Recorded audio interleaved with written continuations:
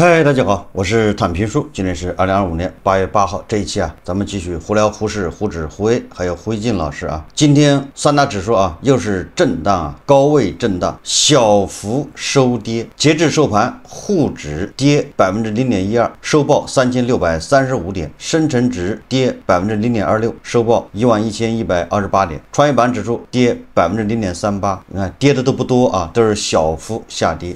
沪深两市成交额1.7万亿，比昨天缩量1100亿。两市2427只个股上涨，2799只个股下跌，就是跌多涨少。对金融消费者来说又是不太友好的一天高位震荡，赔钱的多热点也非常的杂乱板块轮动非常叫频繁吧，电风扇行情，很多板块只有一天的行情指数保持在高位震荡，但是个股酝酿的风险是非常大的，要担心下周很有可能发生踩踏。但是很多机构不这么看机构认为这个牛市刚刚开始，牛市已经在路上。你比如说这个瑞银昨天瑞银说房地产不行了，房地产它预计是2026年见底回升，现在它推迟一年，说2027年，就是这个瑞银它今天又说现在是投资 A 股的绝佳时机，喊你赶紧上车。说 A 股远未达到牛市的峰值，此乃参与中国市场绝佳时机。近日，瑞银资产管理中国股票主管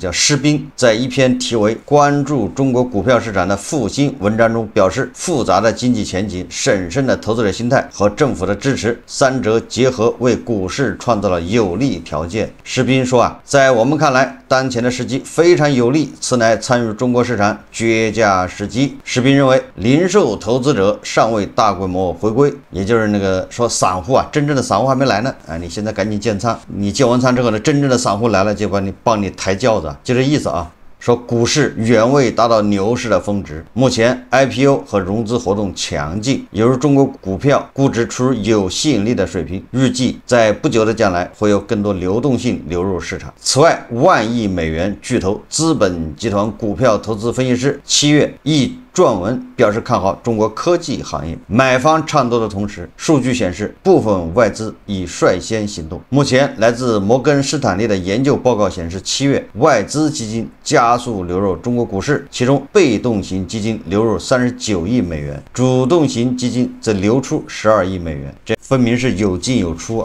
而且人家流入的，即便有流入，都是流入港股这是中国基金报报道的就是这个瑞银喊你赶紧跑步入市，现在还来得及，等到你都入市了，他明天再发表一篇这个研究报告，说这个估值到头了。报告这是现成的看他什么时候拿出来。还有这个国内的券商这个开动脑筋在发挥自己丰富的想象说居民存款能否成为牛市的推动力？浙商证券认为，一方面存款搬家将直接扩大股市资金池，提升交易活跃度与股价弹性；另一方面，股市上涨后的赚钱效应也将进一步吸引个人投资者入市。在此过程中，信息杠杆或将发挥放大器作用，在牛市行情开启时对居民资金入市形成助推器作用，进一步强化市场行情持续性。不过，当前居民存款搬家尚未形成明显趋势。说实话国内的这个机构比国外机构就稍微幼稚一点，更土一点国外的机构好歹讲一些这个现金对吧？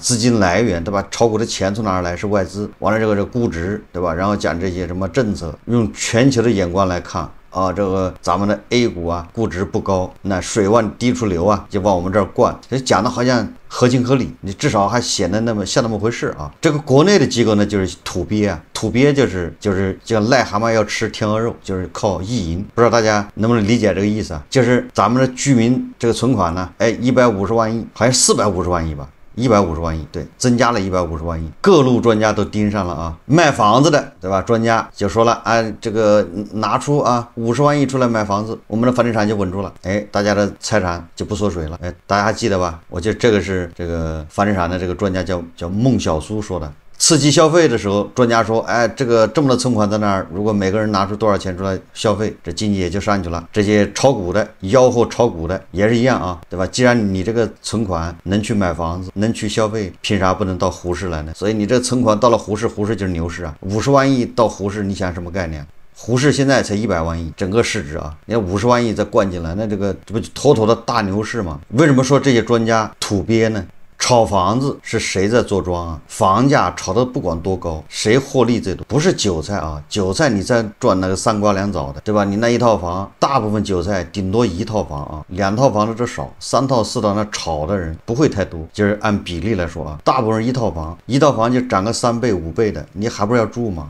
那都是账面盈利。所以说啊，房地产这么多年啊，到底谁赚了钱呢？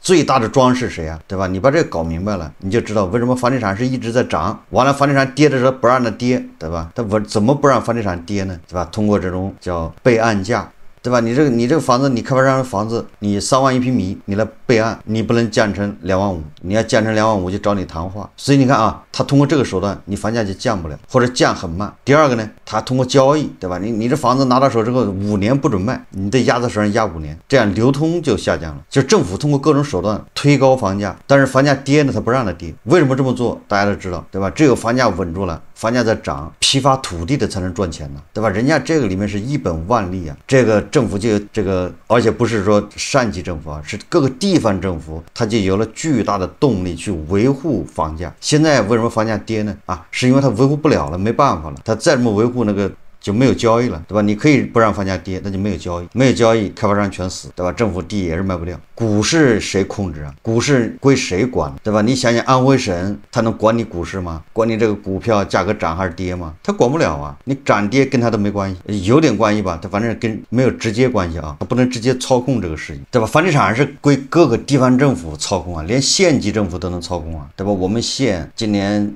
想多卖3块地，对吧？多收入10来个亿，那大家发工资就吃得很好了。所以大大小小地方政府是庄，所以房地产它才能走20年牛市，直到它走不下去了，哎，这个泡沫破裂。胡适为什么走不了20年30年牛市呢？它只能走3个月的牛市呢？就是这个一涨啊，大家就比看谁跑得快，对吧？傻子你就做山顶资本，你就做什么长期资本。大家有没有发现胡适里面的庄是谁啊？所以啊，你把这个想明白了，你就知道他没有办法调动地方政府，从省、从市、从县，对吧？地区你没有办法调动他们的积极性，他们也不能直接干涉。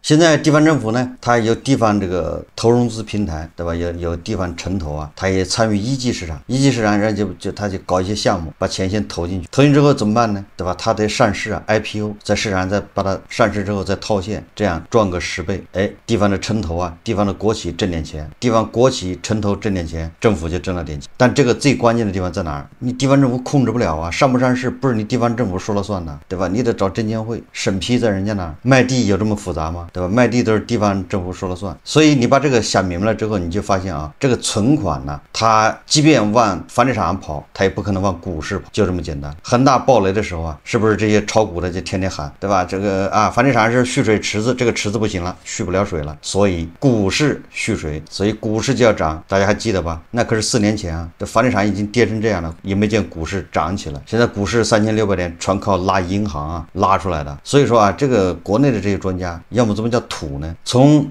2021年恒大暴雷到现在，房地产阴跌了4年，这个过程啊，如果在股市的话，恐怕4天就结束了，让你血流成河。因为股市的这个性质不一样，特性，对吧？它就是流动性强，而房地产呢，房地产的流动性整个是由政府在控制，它让你上市你才能卖，它不让你上市你卖不了，你卖什么钱，多少价格，对吧？它想让你卖的便宜，它给你个指导价便宜，它要想让你卖的贵，它给你个指导价贵，这方方面面进行调控，而且这个权力是在地方政府。所以你看啊，各路专家都盯着居民存款在那做梦，这就像癞蛤蟆盯着天鹅肉啊。存款搬家啊，这个目前是不可能发生。真要到存款搬家的时候，其实上就是一个信号，游戏快要结束了啊，这帮接盘的来了。现在的这个上涨啊，咱们昨天节目也说了，这个两融数据啊，融资融券这个融资余额是不是创了10年新高？这就说明啊，现在是场内的资金啊在加杠杆自嗨自救啊，借着国家队撑着指数，场内的资金啊在融资在自救。当然了，也有部分啊这个新韭菜不知天高地厚的一头扎进来，准备交学费啊。所以下一周啊也要小心这个踩踏。说到踩踏呀，这个红星新闻报道啊说6.9万股东踩雷，SD 东通50亿岁董事长突遭立案。8月6日晚间，新 ST 东通披露公告称，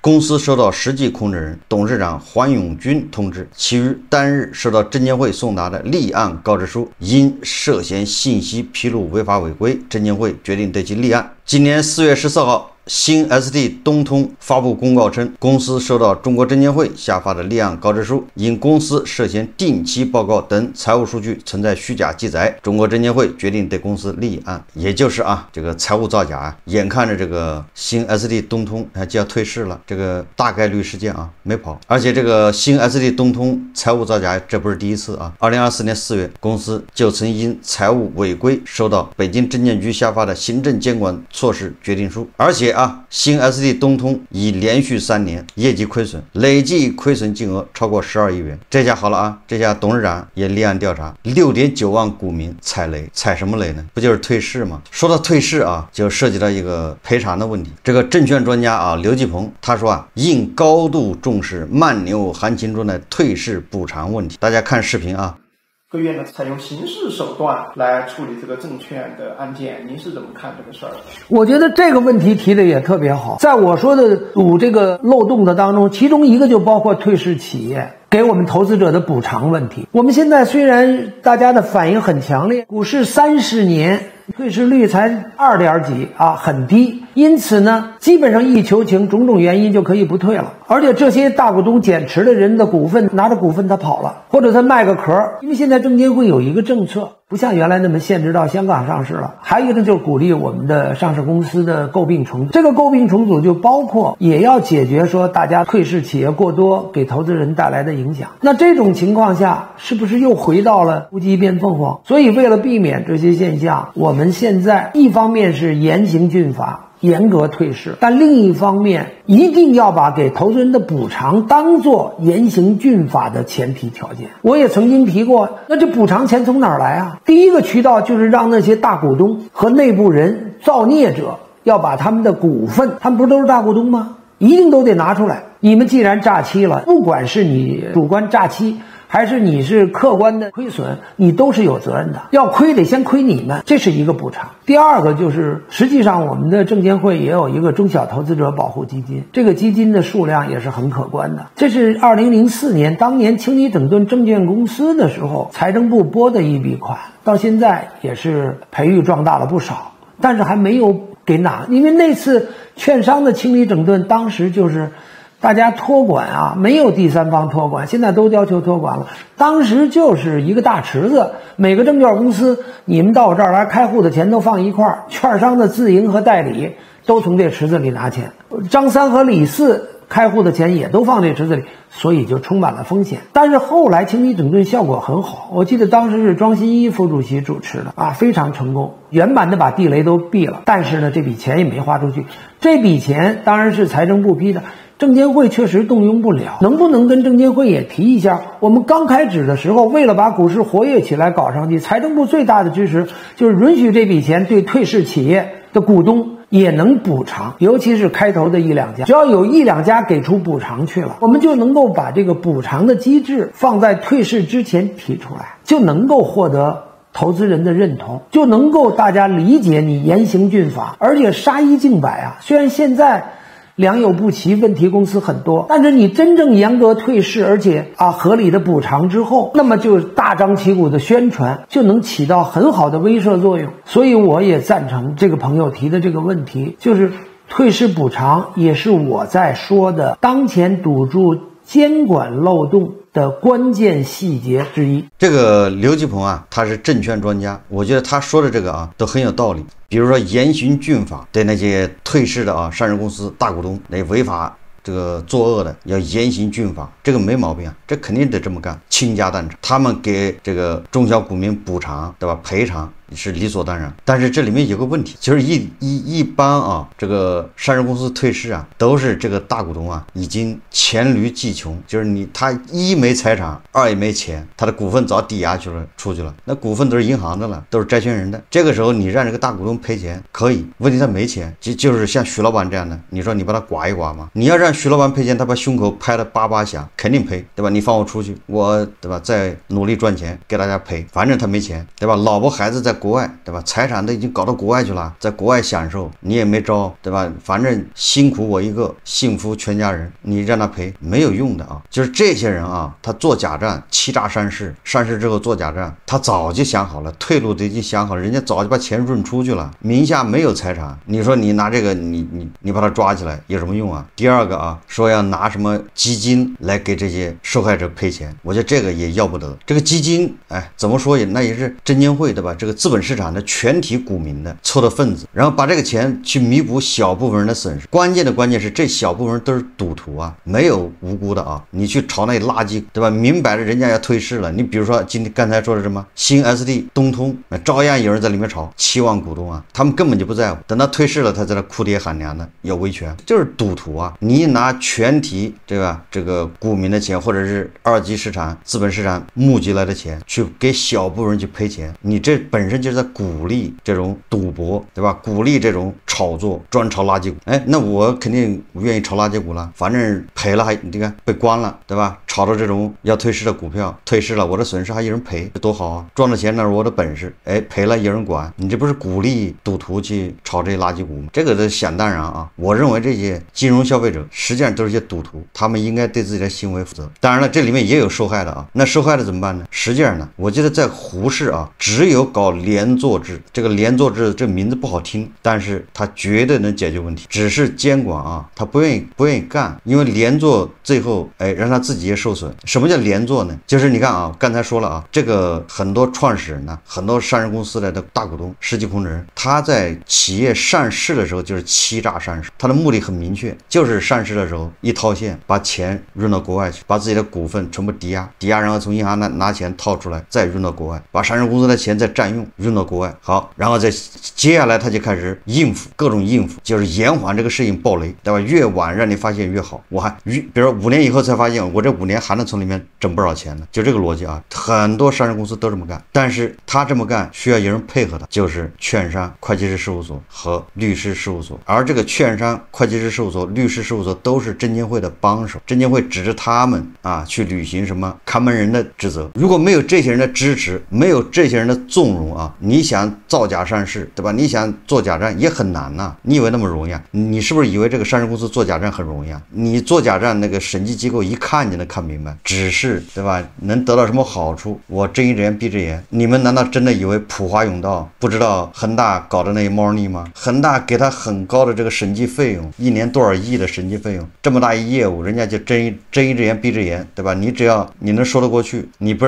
要让我难堪就行，你把形式上我要的证据你都给我，出了事那都是你自己背锅，我就装作不知道。我告诉你啊，审计机构都是这态度，千万不要以为啊，审计机构不知道你玩的那些猫腻，人家都知道啊，人家天天干这事的，人家是专业的，对吧？还有券商，你千万不要以为券商不知道你在做假账，券商的督导啊，他都是比如说发电力行业，对吧？那个督导员或者券商那个部门，他是专门做电力行业的，他对电力行业比你还清楚，对吧？你的那个毛利率，对吧？你的发电量，你的用煤量，比你清楚。你想造假，你之所以能造假，是因为他得到好处了，睁着眼闭着眼。所以我的意思是什么意思？既然啊这些上市公司的实际控制人、大股东，他一上市的时候他就琢磨着套现跑的，这些人是处心积虑的，他是坏人。好，因为人家已经设计好了，资产都跑了，所以你抓他没用，对吧？你把他逮住了，就像徐老板一样，他蹬缝纫机，你这受害者的钱回不来。所以这个时候搞连坐，什么叫连坐呢？就是让券商、会计师事务所、律师事务所，你们3家，对吧？他不是赔不起吗？你们3家赔。如果啊到时候法院一判决要给中小股东赔20亿，这个上市公司这个大股东、实际控制人他是没有钱的，他资产都掏空了，他欠着一屁股债，就是徐老板这样的。那行，对吧？你这个普华永道，对吧？你这个哪个券商啊出来，还有律师事务所，你们来赔钱，20亿你们来赔，这叫连坐。只有这样啊，这个券商他就觉得我不值当，我为了这点钱我帮你背黑锅，所以他这个督导的时候一定会勤勉尽责，就生怕对吧？你做假账我没发现，完了之后到时候我倒霉啊。会计事务所也一样啊，那他审计的时候他就得小心了，不能睁一只眼闭一只眼，万一你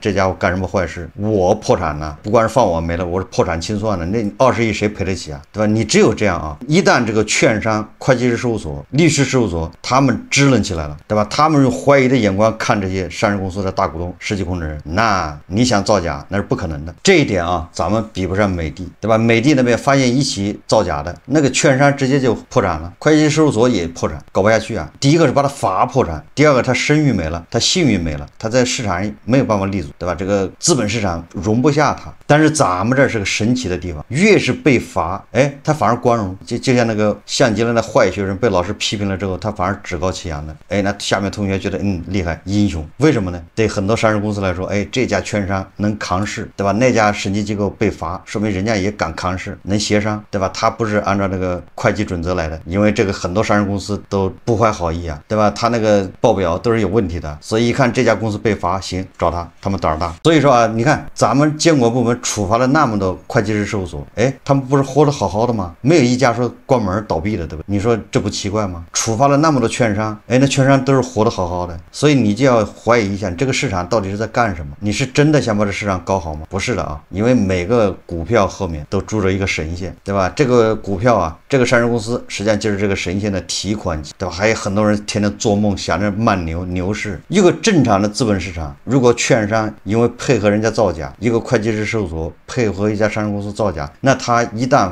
被发现，一旦被立案，他就自己就完了。但是你看咱们这儿，有的券商是反复被处罚，一点问题都没有，罚酒3杯。我们再看啊，这个新浪证券报道啊，这是新浪证券报道的，不是咱编的啊。它标题叫1.18亿分赃录，招商证券和换方的佣金丑闻。我昨天也说了啊，但是我因为昨天都是晚上的小道消息，今天那个新浪证券它报道的，还有的媒体标题用的叫 DeepSeek 母公司丑闻，看他怎么说的啊。一场精心设计的金融灰色交易，让头部券商招商证券与知名量化机构换方量化双卷入舆论漩涡。5月30日，官方通报高翔涉嫌严重违纪违法，接受招商局集团纪委纪律审查和广东省中山市监委监察调查。随着调查深入，一条长达6年、涉案金额上亿元的利益输送链条浮出水面。案件核心人物是换方量化市场总监李晨，他手握选择券商交易通道的关键权利。在招商证券一侧，深南东路营业部原总经理孟鹏飞成为主要操盘手，虚构经纪人身份。孟鹏飞安排自家亲戚担任换方量化的专属经纪人，利用券商返佣制度，招商证券规定经纪人可获得客户交易佣金扣除成本后40%作为绩效奖金，而换方作为高频交易巨头，佣金规模巨大。银行卡走账分账，作为招商证券前员工，李晨也知悉相关绩效奖金的操作，主动联系孟鹏飞要求分钱。孟鹏飞觉得此举更加深度绑定换方这个超级大客户。2018年至2023年6年间，通过亲属银行卡收取佣金分成累计1.18亿元，其中李晨分得2000万元，孟鹏飞保留8000余万元，并向招商证券私人客户部总经理刘欢支付答谢费1000万元。你看看人家这个动不动1000万、2000万、8000万，这是多少个金融消费者的本金呢？对吧？这钱不是变出来的，这个钱也不是央行印出来的啊，这个钱妥妥的都是金融消费者的流出来的血啊！包括胡一进老师的啊，胡一进老师也做了贡献，对吧？你省吃俭用的，然后在胡市里面挥金如土，谁把你钱拿走了？李晨、孟鹏飞、刘欢，对吧？人家轻轻手指头一动，1000万到手，8000万到手，你还在那天天研究的 K 线图，研究什么 AI， 对吧？研究什么新能源啊，算力，头发都掉光了，人家在这动手指头，1000万、8000万到手，然后你在那做梦，等着慢牛，对吧？人家是管牛市还是熊市都赚钱。说东窗事发，当调查风声趋紧，孟鹏飞试图自保，向时任招商证券深圳分公司负责人高翔赠送价值300万的黄金。高翔虽一度收下，你看看啊，收下了啊300万的黄金，怪不得黄金涨价呢，那不都被这些人腐败分子拿来送礼吗？后因害怕而退还，但最终因涉嫌渎职被查。佣金黑链损害了谁的利益？量化私募凭借先进算法和高频交易策略，在市场中捕捉转瞬即逝的投资机会，券商则为各类投资者提供交易通道、研究服务等多项业务。在常规合作中，量化私募通过券商的交易通道进行买卖操作，券商则按照事先约定的比例收取交易佣金。同时，券商还会为量化私募提供专业的研究报告、市场数据以以及投资咨询等增值服务啊。我给大家翻译一下啊，免得大家听不懂这是什么意思。就是说，券商给量化呀，还提供各位啊金融消费者的一些数字，对吧？你们的账户还有多少钱啊？你们的这个喜欢买些什么股票，对吧？你们现在是仓位是多少啊？你们买了些什么股票啊？这叫咨询服务，也就是这机构啊盯着你的钱袋子，盯着你的账户操作，你呢看着 K 线图，听着那个什么故事，什么人工智能，什么算力，对吧？什么水电站，你是听着这个故事在炒股，人家是盯着你的这个账户在炒股。而佣金黑链的作用却截然相反，它的存在对投资者的合法权益和资本市场的健康发展做出了多方面的危害，实际上就是涉及利益输送啊。合规经营的机构成了不公平竞争的牺牲品，坚守底线的券商无法通过违规反佣争夺客户，合规量化私募则要面对对手的低成本竞争和压力。这种劣币逐良币的效应，迫使部分机构要么放弃原则跟风操作，要么在市场份额萎缩中艰难生存。长此以往，行业将陷入比烂的恶性循环，最终损害整个资管行业的专业公信力。记住了啊，股市目前还是个零和博弈的市场，所以说这个券商，对吧？这些利益输送，他们拿走的钱啊，就是金融消费者省吃俭用扔到股市里面的钱。好，这期节目我们就聊到这里，感谢大家收看。如果喜欢我的节目，欢迎订阅、转发，也可以在下方留言评论，谢谢大家。